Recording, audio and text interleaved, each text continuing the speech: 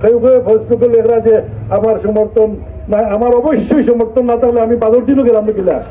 এইগুলা মিথ্যা কথা, এইগুলা মিথ্যা প্রপাগান্ডা। এবং আমরা সব সময় দলের লাগি আমরা ঐক্যবদ্ধ। আমরা দল ছাড়া ব্যক্তির চেয়ে, আমাদের ব্যক্তির চেয়ে দল বড়, দলের চেয়ে দেশ বড়। আমরা এই বিশ্বাসী, আমরা যে কোনো ভাবে হোক আমরা এই প্রতীক দানের শীষ প্রতীককে বিজয়ী করিয়া লইয়া আইবা, এটা আমি আমার আশাবাদ।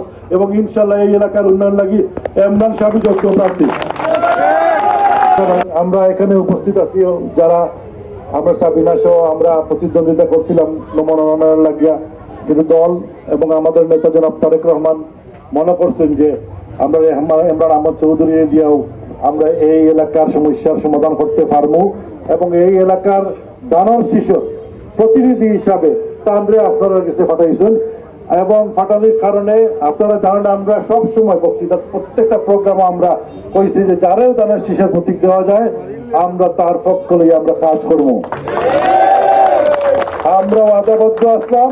এবং আমি সব সময় আপনারা দেখছেন আমার বিভিন্ন রাজনীতি আমি যে কথাগুলা কই এই কথায় অবশ্যই আমি মানে এই কথার উপর খেলাফ কোনোদিন করি না। এমন চৌধুরী যখন আমার ফোন করছেন টাইম যাওয়া লাগছে না, নমিনেশন যখন চূড়ান্ত হয়েছে আমরা শেষ পর্যায়ে আমরা দুইজনের প্রতিযোগিতা করছিলাম।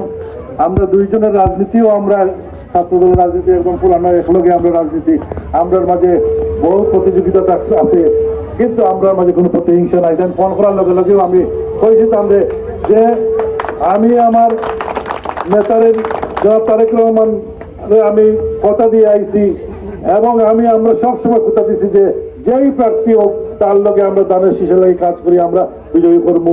আমি সাথে সাথে আমরা কইছি যে প্রেস কনফারেন্সের আয়োজন করুক, আমি কালকে ইনশাল্লাহ প্রেস কনফারেন্সে থাকবো। এবং প্রেস কনফারেন্স থেকে আমরা সব সমর্থন জানাইছি জনাব আমরা আহমদ চৌধুরীতে কোনো সন্দেহ নাই। এবং আমি বিশ্বাস করি আমি যে স্বপ্ন দেখছি এই রানীবাজার গোলাপগঞ্জের যে উন্নয়ন ইমরান আহমদ চৌধুরী আমার চেয়ে বেশি করতে পারবে ইনশাল্লাহ।